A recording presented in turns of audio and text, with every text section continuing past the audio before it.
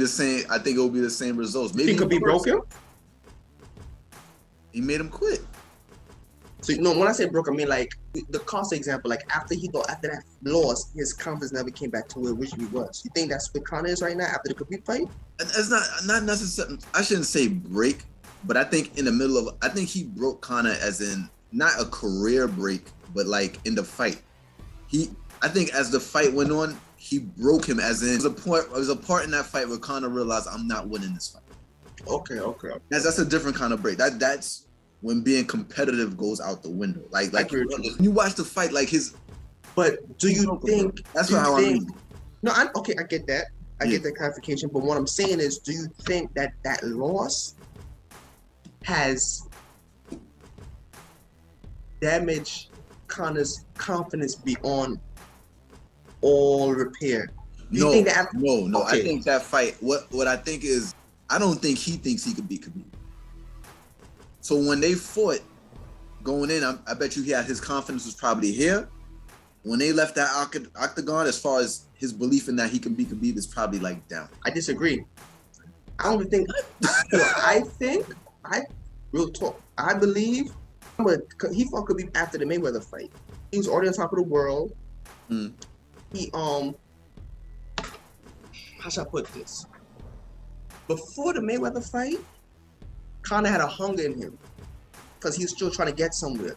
I think that Mayweather fight was the pinnacle.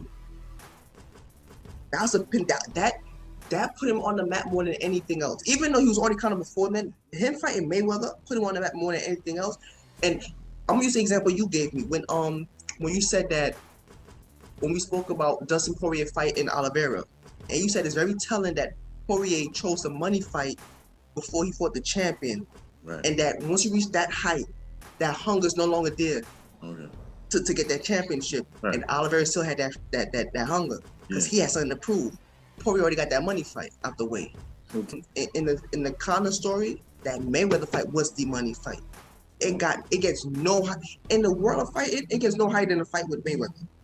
All right. So to me, that was his money fight. That was his Conor from Poirier. That was his red panty night. Yeah, okay. And I think once you get that kind of money, I think once he went back into the octagon, I think it was he no longer had that confidence in himself. Because you could tell the way he was trying to. I think we spoke about this. Usually when Conor tried to get into the opponent's head, especially before the Mayweather fight, you could tell he's just talking to the crowd. And it's just working on you. When he was trying to get into Khabib's head, he was legit trying to beat Khabib in the head before he got into the octagon. Because I think in his head he had no confidence. Even the way he was gesturing towards Khabib and stuff of that nature. Like he wasn't. Okay. I think he had to say. I think it was fake confidence. So he was beaten before the fight started. I don't think he had the fight in him because the pinnacle was already the Mayweather fight. You travel the world. Right. You went from MMA where you get hands, knees, elbows, and feet put on you to go in a ring where you just use your hands and you made $100 million. To me, it's not that Conor's confidence is broken. I think he needs to get his hunger back. That's the thing with Conor. He needs to get his hunger. It's not his confidence, it's his hunger. But see, now you got me talking about Conor because I think Khabib took it, bro. I don't think so. Because when I watched that fight, in the beginning of the fight, I think maybe Conor leading into the fight, because I hear what you're saying, and I don't disagree with that, and you made that point then. But as I watched the fight, he seemed pretty confident to me. Like, I mean, he seemed fumes, bro. He looks relaxed in the ring, bro. It's just Khabib.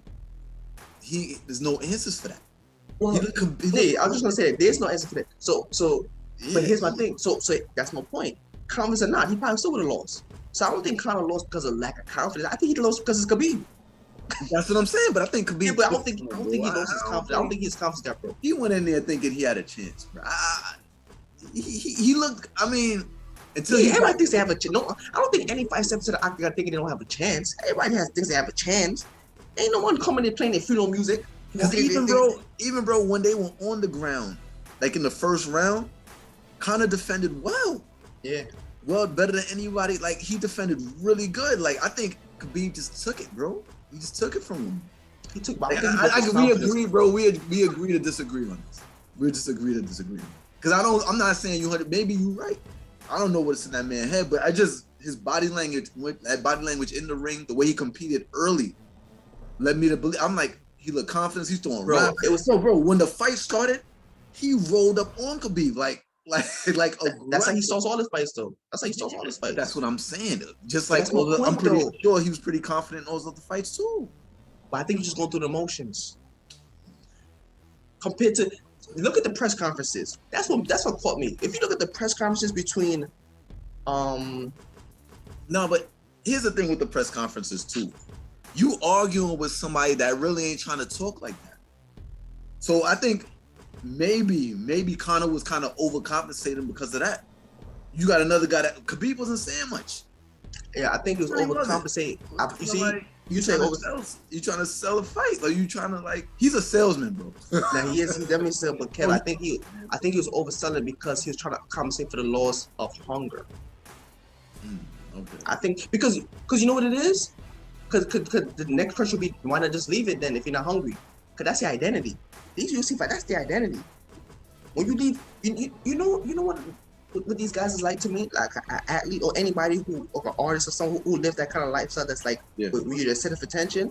Yeah. It's like, you know the movie Paid in Full. Yeah. But McCarthy said, "Yo, I want to leave the game, but are they gonna still love me?"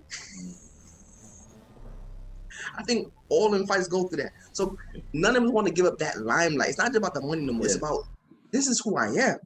Right. So you can't expect, especially someone like Conor, who this journey took him to the top of the world. Right. And I'd be expecting to just give it up. Yeah. You know what I'm saying? Like, to me, I think it's like chasing how that analogy go, chasing the carrot. Okay. It's like he still has to try to get it. It's like he's trying to figure out how to get that hunger, try to jolt that hunger back. To me, but I gotta pose this question to you, and I think it's a legitimate question. Regardless of hunger, when you're in a sport that's dangerous, and you have pride on the line. There's real things that happen. Like, there was events that led to him getting on the plane. This is before a fight was even made. People getting slapped, people throwing trolleys. Like, there was real situations going. Your reputation is on the line, and you were going in there with a guy that's dominated everybody. Do you think that fear and that you could say you don't have hunger, but you're going into a real situation? That's enough to drum up enough hunger, bro. Like, I don't. It's not even a hunger per se of hunger, bro. Nah, that's a. Bro, you can lead the horse to water, but you can't make it drink. It ain't like you going into a basketball game and saying you going in there that with somebody that's really trying to hurt you and trying to take everything, bro. I don't think, bro, if Khabib would have stopped Conor, like that would have been the end of. We wouldn't be talking about Conor right now, bro. I mean, when I say stop him, bro, like be like, son, nah, I don't. I think he went in there, bro. He went in there to win, bro. With his intent. There's nothing special about what you just said. They're all going in to win, Kev. They all going in to win. That's number one. Number two, what you just said about you just said it with the you saying that the hunger should be put into doing that. I think the hunger gotta be in your edge, bro. That's you going in there with son. He's going in there, bro. He's going in there with this is not a regular season game, bro. Not one of 82 games, bro. He going in there with everything on the line. We could say what we want about hunger, bro. He going in there, maybe that might have made him tap out faster. The fact that, I don't need this. Maybe that's not special, Kev. Every time these dudes walk into the octagon, they put everything on the line. Whether it's the champion fight or your first UFC fight, you're always putting it on the line when you go in there. So that's nothing new. But he got a lot to lose. It all. Kev. Nah, it ain't they all. No, bro. When I say he got a lot to lose, there's a lot riding on this fight. When you say somebody got a lot to lose, there's a difference when you're Conor McGregor, you're looked at as the best.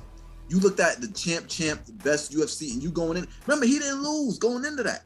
Yo, Kev. It ain't like he went in, bro. It's not like he went in there coming off like a MMA loss. He went in there with everything, bro. Bro, there is nothing more valuable than potential opportunity. So Conor already got his 100 million, right? Yeah. He has nothing to lose compared to someone who was their first day there in the UFC, their first fight. That's when you got a lot to lose. Okay, if you lose, then it's just ain't for you. Your first day of fighting is just not for you. Just ain't for you. Do you know what these guys go through to get to the UFC? First to get into the UFC, how all the fights they have to begin with. You can't just tell a dude, it's just not in you. For him to get to the UFC, no. Not saying it's not true, that's not in it, but you can't be that simple as to say like, hey, bro, it's just not in you. That's a lot. That's a lot. Even that saying, to tell a guy who's working his whole life to get someplace, and you tell him it's not for you, that's a lot on the line. That's a lot on the line. To me, your first fight in the UFC is more than if you reach the top and you already made your money and you already established. At least you could say at least you could say it was worth it. Because remember, from whether it's your first fight or your 100th fight, you're still putting your life on the line, injury, potential death. This is how you pay. This is how these are paying their bills.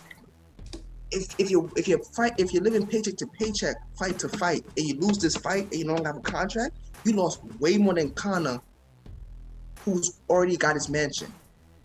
To me personally, you got way more to lose. You got way more to lose when you don't have no championship. You got way more to lose when you're still in the mud, because you dedicate your whole life to this, and if it comes out that this is not for you, a lot of times you find out when it's too late. You got no other job prospects. You dedicate your whole life to this. You know what I'm saying? Like that's the reality of this UFC MMA fighters. Most of them don't see the green patches on the other side. Okay. You know what I'm saying? So to me, when you get into the UFC, you already got a lot to lose. If you get the money fights, you pass go. You got your $20. You made it. You can go to jail now. It don't matter. You got the $20. But before that, you lose everything. Like you got a lot. To me, you got a lot more to lose. Those dudes who just come into the UFC, they got way more to lose. Nah, I'm not disagreeing with that. That on your first day on a job, I'm not disagreeing with that. What I believe, I'm not disagreeing with that at all. I just think going into that fight, Conor had a lot to lose. He had a lot on his shoulders. He had a lot on his shoulders. I don't think he had a lot to lose. He had a lot on his shoulders. He went in there, bro. Nah, he had a lot to lose. I'm not saying he had to lose. Bro, his credibility. Bro, he's going in there. Bro, you got to understand the significance of this fight, bro. He's going in there with the guy that's perceived to be the best lightweight in the world. The division that he just went in there. And Khabib had been confronting him before that. They had run-ins before that. They have issues. Like, I don't like him. He don't like this. Is he's going in there, and then not only that, he's going in there with a guy that you may say every UFC fight and whatever, it's dangerous. We get all that, but you get in there. I'm pretty sure Conor McGregor on plenty nights went in there with a dude that he said, "I'm gonna smash him."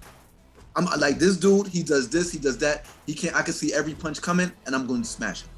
I'm pretty sure he went in there with confidence, plenty of time, knowing that multiple opponents, I'm gonna do him greasy. I'm pretty sure he went into this fight with this undefeated fighter, Khabib, having doubts, bro. And that's enough to keep you, Conor McGregor, one of the best in the game, up at night. I'm saying he went in there, it's my honest belief, he went in there, bro, as sharp as he could be, bro.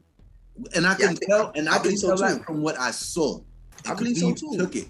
Murder Mother, as I watched that fight, I feel like Khabib took it. As the fight went on, and Conor now, if you want to say, I just feel that I think if Conor was more hungry, maybe the fight would have went him. Would have went longer. No, but here's the thing. That's all I think, son. No. But here's the thing. Did he? All right, you're right. Here's where I agree with you at. He was. I too saw. Mind you, he was out for like more than a year. I thought he looked as sharp as you could look, bro. I was surprised. He looked good. I was like, after a year. No, he did look good. But here's the thing, though. I don't disagree with you. I believe he did break him there, but I don't think he left a broken man. That's the difference. That's the difference. No. That's my point. Yeah.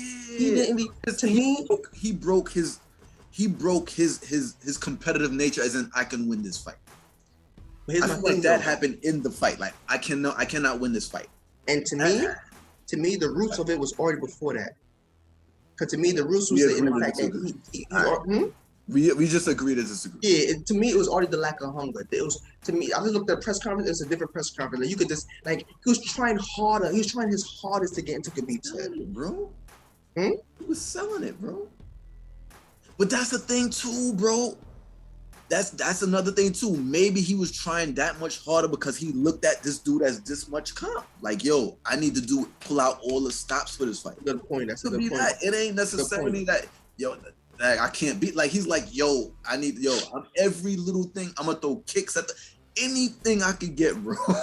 That's a good point. That's a good point. I mean, and he kind of did it with other people. He did it, but he took it to the max.